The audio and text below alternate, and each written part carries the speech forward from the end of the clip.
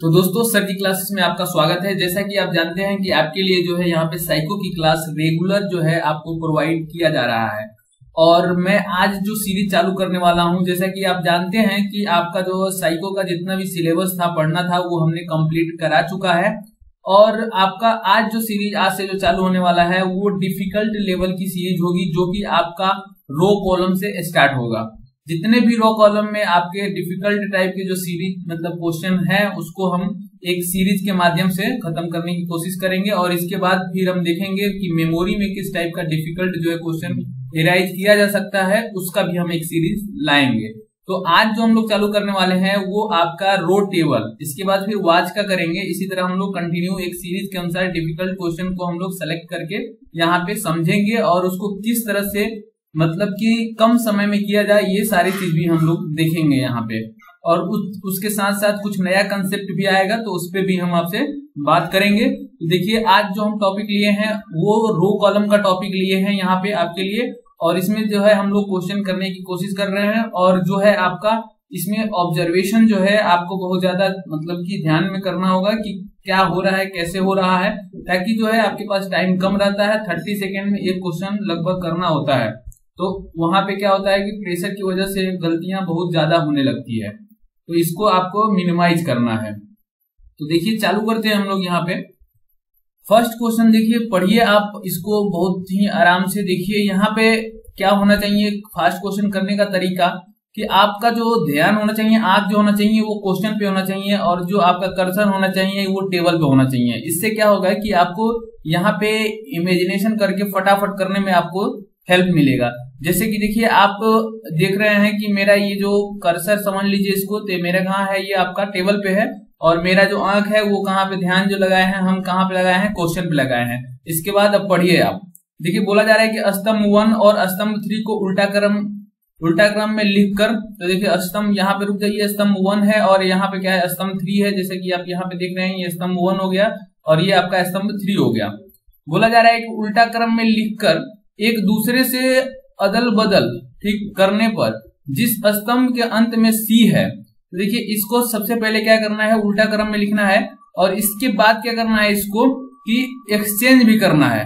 उल्टा करने के बाद क्या करना है, एक्सचेंज करना है। सबसे पहले आपको ध्यान में रखना होगा कि जिस ऑपरेशन को पहले किया जा रहा है उसको पहले कीजिए और इसके बाद जो दूसरा ऑपरेशन है उसको बाद में कीजिए। जैसे यहाँ पे पहले बोला गया है कि इनको उल्टे क्रम में लिखना है और इसके बाद जो है क्या किया गया है, एक दूसरे को क्या कर देना है, आपको एक्सचेंज करना है।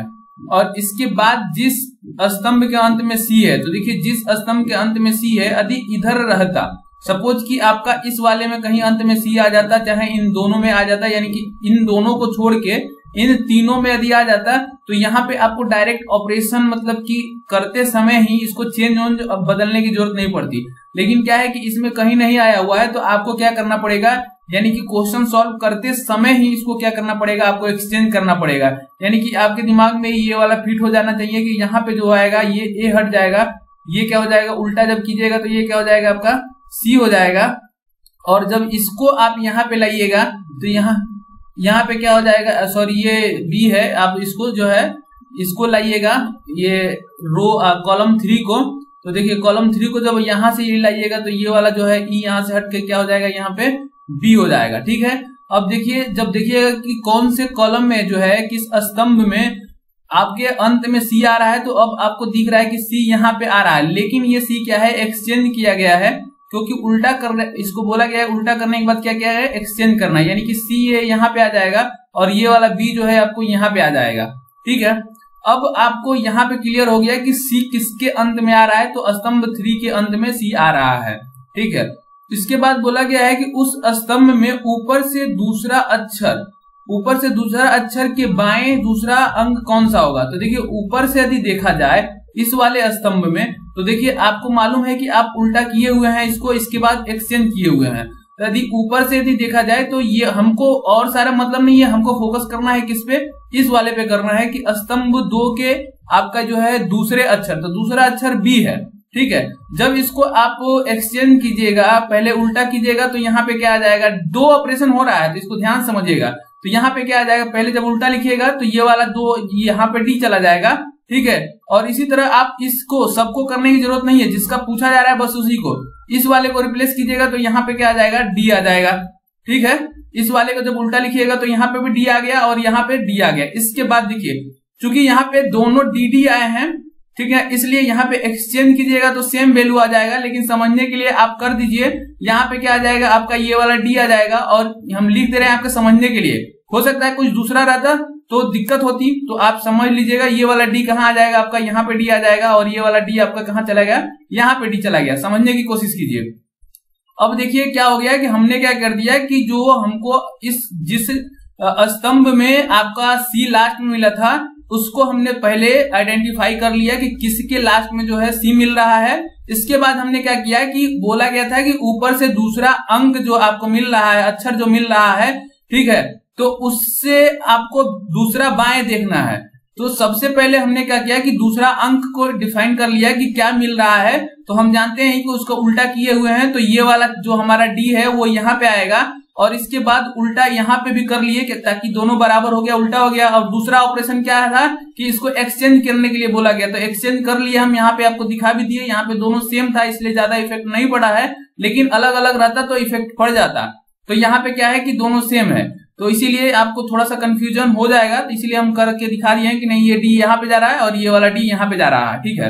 अब देखिए क्या पूछा जा रहा है कि इसके अब बाएं कौन सा होगा, दूसरा बाएं पूछा गया है। देखिए क्या बोला गया है यहाँ पे, दूसरे अक्षर के बाएं दूसरा अक्षर कौन सा होगा।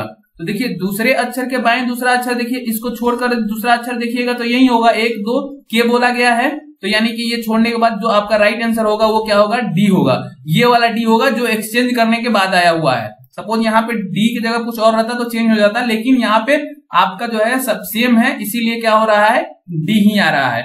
तो ऑपरेशन को जो है अच्छी तरह से आप समझ चुके होंगे, और आपको क्या है कि हर एक को चेंज करने की जरूरत नहीं है, क्योंकि आपके पास तो पेन पेंसिल तो वहां पे मिलने वाला नहीं है, तो आपको सब कुछ माइंड में करना है।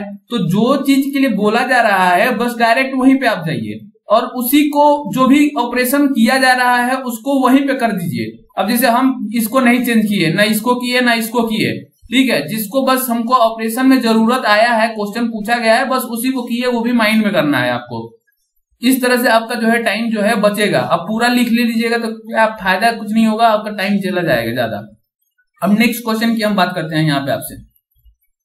देखिए इसमें बोला जा रहा है कि अंग्रेजी वर्णमाला का अंतिम अक्षर जिस स्तंभ के अंत में आता है, तो जानते ही है कि आपको मैं एक बात बता दूं, शायद पहले नहीं बताया था, ABCDE, ठीक है, जिस भी टेबल में, ठीक है, ये वर्णमाला का अंतिम अक्षर की बात किया जाए तो कहीं यदि आपको ABCD यदि अक्षर दिया रहेगा तो आपका जो अंतिम होगा ये वाला होगा लास्ट, ठीक है, और स्टार्टिंग वाला जो होगा ये होगा, और मिडिल की बात किया जाए तो ये होगा। तो इन तीनों के कंसेप्ट पे कभी कभी क्वेश्चन पूछे जा रहे हैं, तो आप इन तीनों को ध्यान में रखिएगा कि यदि मान लेते हैं आपके टेबल में कहीं आपका इस तरह से टेबल दिया है, जैसे कि उसमें टोटल टेबल जो मतलब बना हुआ है उसमें अल्फाबेट जो है A से E तक है, यदि अंतिम अक्षर की बात करें तो इसमें E होगा, स्टार्टिंग अक्षर की बात करें तो A होगा, और मिडिल अक्षर की बात करें तो C होगा, और इसी बेस पे कंसेप्ट पे आपसे क्वेश्चन पूछा जाएगा। सपोज ये वाला टेबल जो है कुछ और अल्फाबेट यदि रखता है, जैसे कि मान लेते हैं कि आपका PQRST, ठीक है, यदि इस तरह से है तो अंतिम अंक जो होगा आपका T होगा, स्टार्टिंग का क्या होगा आपका P होगा, ठीक है, और मिडिल का क्या होगा R होगा। तो जो भी आपको टेबल दिया रहेगा उस पर डिपेंड करेगा कि वर्णमाला के, अंग्रेजी के वर्णमाला का अंतिम अक्षर कौन सा हो रहा है, मिडिल कौन सा हो रहा है और स्टार्टिंग कौन सा हो रहा है। यानी कि आपको जो टेबल पे डिपेंड होना होगा कि ऐसा नहीं सेट कर लेना दिमाग में कि हमेशा ई ही लास्ट का होगा, तो वो टेबल पे डिपेंड करेगा। टेबल में यदि आपका अल्फाबेट चेंज है तो वहां पे आपका ये स्टार्टिंग, एंडिंग और मिडिल जो है चेंज हो जाएगा।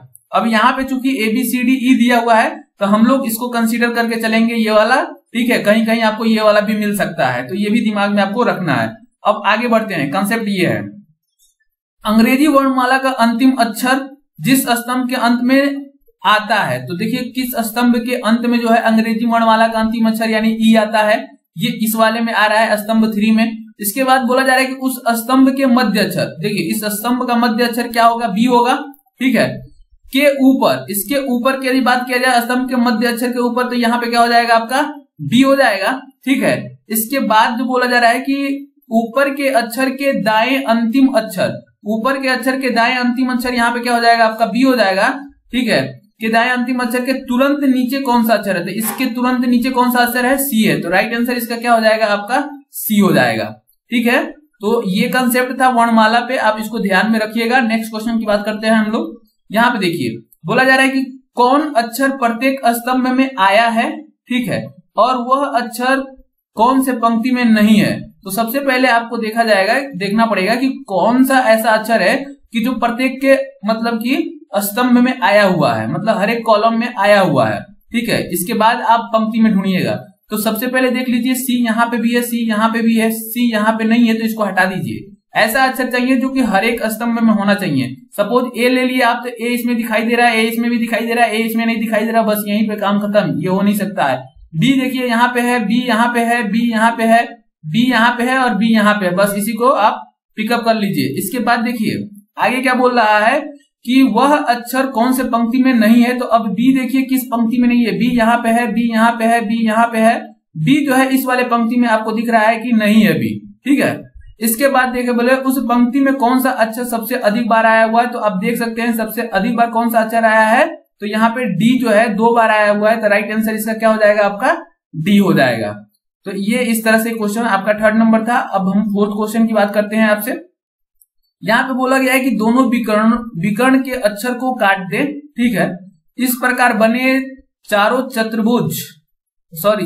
त्रिभुज में कौन सा अक्षर सबसे अधिक बार आया है। तो सबसे पहले इसका कंसेप्ट आप समझ लीजिए कि आपका ये विकर्ण है, ठीक है। यदि विकर्ण को आप जो है कट कर रहे हैं विकर्ण के अक्षर को, तो आपको जो है 4 त्रिभुज मिलते हैं। वो कैसे, तो देखिए एक तो आपका ये त्रिभुज मिल जाएगा, इसके जस्ट अपोजिट एक मिल जाएगा, और एक आपको ये वाला मिलेगा, और एक जो है आपको ये वाला मिलेगा, ठीक है। अब इस तरह से देखा जाए, ये तो एक कंसेप्ट है, पहले ये बता लेता हूं, इससे रिलेटेड एक और मैं आपसे कंसेप्ट मतलब की चर्चा करूंगा आपसे। तो इसमें पूछा गया है आपका कि इस प्रकार बने चारों त्रिभुजों में कौन सा अक्षर सबसे अधिक बार आया हुआ है। तो इसमें आपको देखना पड़ेगा कि आपको अधिक बार कौन सा अक्षर आया हुआ है। देखिए एक तो मतलब मेथड ये है कि आप हर एक त्रिभुज में काउंट कीजिए, ठीक है, और इसके बाद बताइए कि इसमें कौन सा अक्षर मतलब ज्यादा बार आया हुआ है।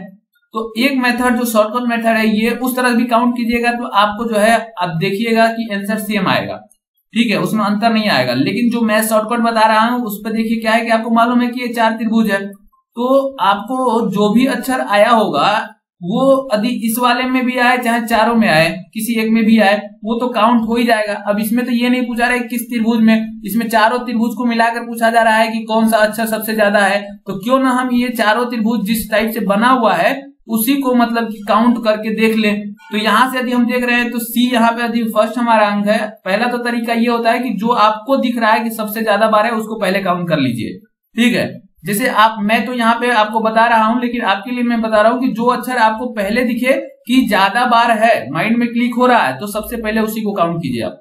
जैसे देखिए यहाँ पे सी है, तो सी जो आप देखिएगा तो यहाँ पे 1 बार आया हुआ है और एक बार यहाँ 2 बार आया हुआ है, और इसके बाद जो है कहीं नहीं आया हुआ है। यदि हम विकर्ण में देखें तो यहाँ पे सी नहीं है, यहाँ पे सी है, यानी सी जो है एक यहाँ पे है और एक यहाँ पे है, सी टोटल आपका 4 बार आया हुआ है। डी की यदि बात करते हैं तो एक यहाँ पे है, एक यहाँ पे है, 2 हो गया, और एक यहाँ पे है 3 हो गया, और एक यहाँ पे है 4 हो गया इधर। इसके बाद आप विकर्ण में देखिएगा तो इस वाले विकर्ण में नहीं है और इस वाले विकर्ण में था, तो ये काउंट कर लिए हैं। तो डी कितना हो गया आपका 4 हो गया।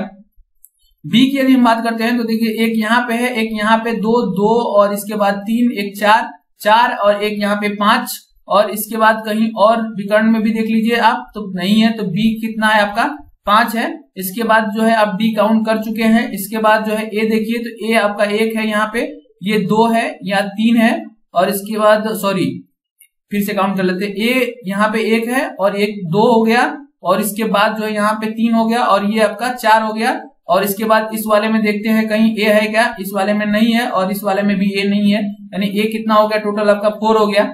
और इसके बाद ई बचा तो ई भी काउंट कर लीजिए। तो देखिए ई जो है आपके पास एक यहाँ पे मिल रहा है 1, और इसके बाद जो है इधर कहीं नहीं मिल रहा है, एक यहाँ पे मिल रहा है तो 2 हो गया आपका, और इसके बाद यहाँ पे एक मिल रहा है 3 हुआ, और इधर में कहीं भी ई नहीं है तो ई की जो है आपका कितना है 3 है।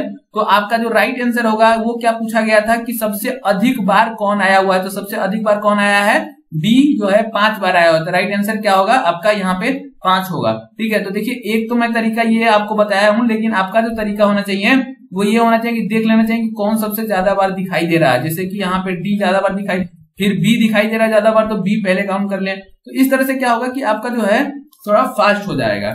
और एक कंसेप्ट मैं आपसे चर्चा करना चाहता हूं कि हो सकता है इसी क्वेश्चन में आपका त्रिभुज के जगह पे कहीं चतुर्भुज भी बता मतलब कि आपको बोल सकता है कि दोनों विकर्ण को मिलाने पे एक बड़ा आपका ये वाला चतुर्भुज बन रहा है, तो इस चतुर्भुज में जो है सबसे ज्यादा बार कौन आया हुआ है। तो इस टाइप से भी क्वेश्चन आपसे पूछे जा सकते हैं। तो वहां पे क्या है कि देखिए आपको वर्ड पे ध्यान देना पड़ेगा, क्या क्या लिखा हुआ है उसके अनुसार कुछ भी बन सकता है, लेकिन आपको कंसेप्ट मालूम होना चाहिए तभी यहाँ पे भी बन पाएगा। और वो कंसेप्ट पहले से आप यहाँ पे प्रैक्टिस किए, जितना प्रैक्टिस कर सकते हैं किए रहिएगा, तो वहां आपके लिए बहुत ज्यादा हेल्पफुल रहेगा। अब नेक्स्ट क्वेश्चन की हम बात करते हैं। हाँ, तो देखिए नेक्स्ट क्वेश्चन देखिए, इसका जो है 5 आया है, तो इसका मतलब जो आंसर आपका होगा वो क्या होगा, आपका बी होगा। तो यहाँ पे जो आंसर जो होगा बी होगा, जो 5 बार आया हुआ, तो आपको क्लिक करना होगा बी को। और फिर हम नेक्स्ट क्वेश्चन की बात करते हैं, जो कि यहाँ पे देखिए क्वेश्चन नंबर 5 को।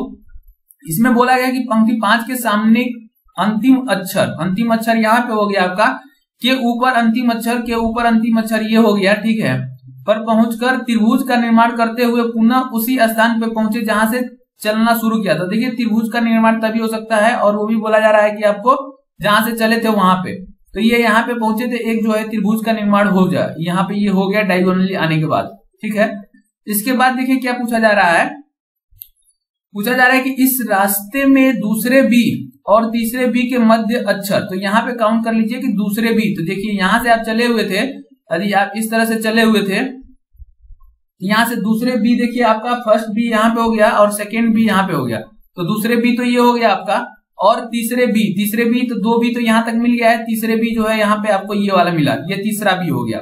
इसके बाद बोला है कि मध्य अक्षर, इनके मध्य अक्षर की यदि हम बात करते हैं तो देखिए इनका मध्य अक्षर क्या हो जाएगा, ये वाला ए जो होगा इसका मध्य अक्षर हो जाएगा, ये तीसरे बी और दूसरे बी के बीच का जो आपका होगा वो क्या हो जाएगा, आपका ए हो जाएगा। इसके बाद क्या बोला जा रहा है कि विकर्ण का तीसरा अक्षर कौन सा होगा। अब देखिए इसका विकर्ण इधर तो हो नहीं सकता है, ठीक है, एक इधर हो सकता है, ठीक है, और इधर भी नहीं हो सकता है, और इधर भी होगा तो एक ही होगा। टोटल 4 विकर्ण होते हैं, या चूंकि 2 ही विकर्ण होते हैं, जो लास्ट वाले जो होते हैं आपके जितने भी ये लास्ट वाले आपको दिखाई दे रहे हैं जो आपके अक्षर हैं, उनके 2 ही विकर्ण होते हैं। ठीक है, एक तो आपका इधर होता है और एक तो इधर होता है, क्योंकि इधर दोनों पॉसिबल नहीं होते हैं। तो इधर देखिएगा तो आपको एक ही मिलेगा, लेकिन क्वेश्चन में पूछा जा रहा है कि आपको तीसरा विकर्ण, तो तीसरा विकर्ण तो देखिए 1, 2 और ये 3, तो तीसरा विकर्ण का अक्षर क्या हो जाएगा आपका, डी हो जाएगा। तो राइट आंसर क्या होगा इसका, डी होगा। देखिए देखने में बहुत बड़ा था लेकिन इजी था ये, तो आप इसको जो है अभी यहाँ पे मतलब जितना हो सके प्रैक्टिस करते रहिए, ताकि आपको जो है क्वेश्चन वहां पे मिले तो आप फटाफट बना सकें। फिर देखिए नेक्स्ट क्वेश्चन की बात करते हैं यहाँ पे आपसे। ये देखिए आपके पास क्वेश्चन आ गया है, इसको ट्राई कीजिए आप। देखिए यहाँ पे जो बोला गया है आपसे कि पंक्ति 4, यहाँ पे पंक्ति 4 में ऐसा कौन सा अक्षर है जो पंक्ति 5 में नहीं है। तो देखिए पंक्ति 4 आपका यहाँ पे दिखाई दे रहा है और पंक्ति 5 जो है यहाँ पे दिखाई दे रहा है। कौन सा अक्षर पंक्ति 4 में है, ठीक है, जो पंक्ति 5 में नहीं है, यानी कि 4 में होना चाहिए लेकिन पंक्ति 5 में नहीं होना चाहिए। तो देखिए पंक्ति 4 में यदि डी देख रहे हैं तो डी इसमें है, सी देख रहे हैं तो सी जो है इसमें नहीं है। तो पंक्ति 5 में कौन सा नहीं है, सी नहीं है, लेकिन वो किसमें है, बी में है। ठीक है, जो पंक्ति 5 में नहीं है यानी कि पंक्ति 5 में सी नहीं है, आपका जो है वो 4 में है, यानी कि सी हो गया अक्षर। अब इसके ऊपर देखिए आगे क्या पूछा जा रहा है, उस अक्षर के इर्द गिर्द सबसे कम बार कौन सा अक्षर आया है। अब देखिए यहाँ पे एक जो कंसेप्ट आया आपका इर्द गिर्द वाला, ये सारे शायद हम बताए हुए हैं आपको। तो इसमें जो होता है ये है कि इसके पहले जो है अगल बगल देखा जाता है, ऊपर नीचे देखा जाता है, और इसके बाद इसके विकर्ण को देखा जाता है। देखिए इसका विकर्ण जो है ये 4 होते हैं, जो भी बीच वाले अक्षर होते हैं उनके विकर्ण कितने होते हैं, 4 होते हैं, और जितने जो ये साइड वाले दिखते हैं उनके विकर्ण कितने होते हैं, 2 होते हैं। तो अब इसमें देखिए आपसे पूछा जा रहा है, ये जो अक्षर दिखाई दे रहे हैं ये इसके सी के इर्द गिर्द वाले अक्षर दिखाई दे रहे हैं। इसमें अब पूछा जा रहा है सबसे कम बार कौन सा अक्षर आया है।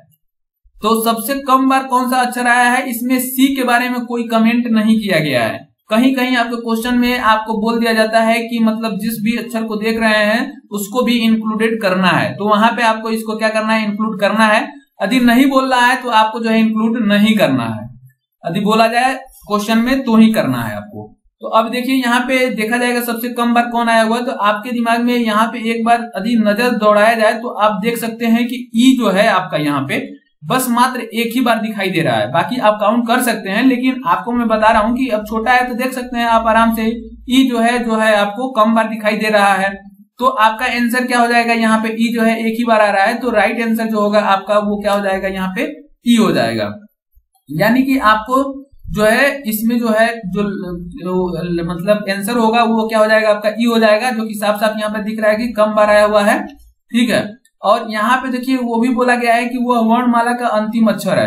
अब देखिए यहाँ पे वर्णमाला का अंतिम अक्षर बोला गया है, तो यदि क्वेश्चन में यदि ऐसा बोल देता कि आपको इस वाले को भी इंक्लूड करना है, ठीक ना, कि मतलब कि इर्द गिर्द कौन सा अक्षर है उसको मतलब कि काउंट करते हुए जो आपका अक्षर है जिसके इर्द गिर्द हम देख रहे हैं, तो उस तरह से देखा जाए तो सी भी जो है आपका 1 बार आता।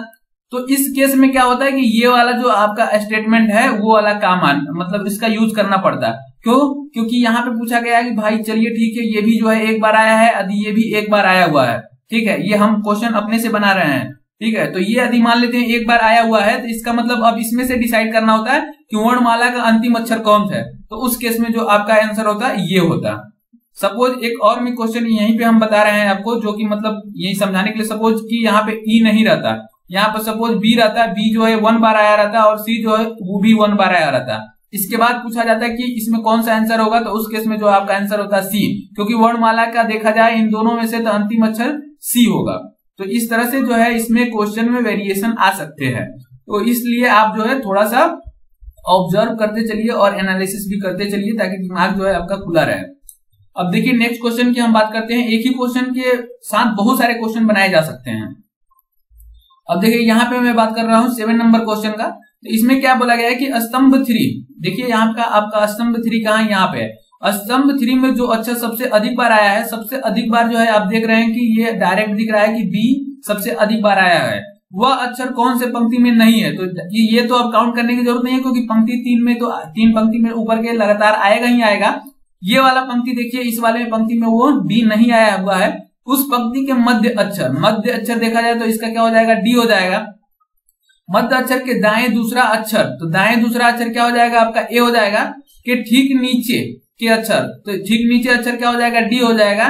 कि तीसरे विकर्ण का कौन सा अक्षर होगा, तो तीसरे विकर्ण क्या हो जाएगा आपका, एक ये हो गया, 2 और 3, ये आपका क्या हो जाएगा, ई होगा, उसका राइट आंसर हो जाएगा। यानी इसको छोड़ के काउंट करना है, क्योंकि अक्षर के तीसरे विकर्ण की बात किया जा रहा है यहाँ पे।